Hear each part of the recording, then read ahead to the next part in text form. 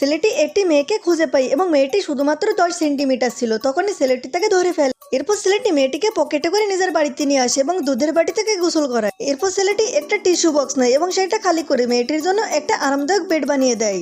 এরপর ছেলেটি যখন স্কুলে যাওয়ার জন্য তৈরি হচ্ছিল তখন মেয়েটিকে পকেটে করে সেখানে নিয়ে যায়।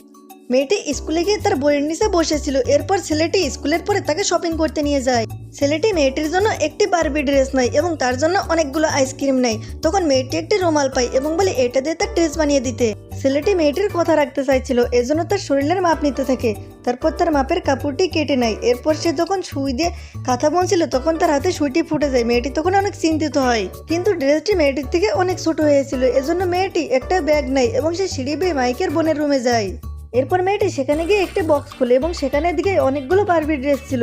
মেয়েটি তার পছন্দ মতো ড্রেস নিয়ে বেরিয়ে আসছিল। ঠিক তখনই দেখে রুমে কেউ একজন ঢুকছে। এরপর মেয়েটি তখন ফোনটি খুলে এবং মাইকের কাছে মেসেজ পাঠায়, কিন্তু একটি পর সে পায়ের কদমগুলো অনেক কাছে আসছিল। কিন্তু মেয়েটি পালানোর কোনো পথ খুঁজে পাচ্ছিল না, এজন্য সে একটি স্টার্ট হয়ে যায়। মেয়েটি তাকে দেখে তার কাছে আসছিল। ঠিক তখনই মেয়েটির ফোনে একটি ফোন কল আসে এবং মেয়েটি সেখান থেকে চলে যায়। তখনই ছোট মেয়েটির মনে একটি আইডিয়া আসে।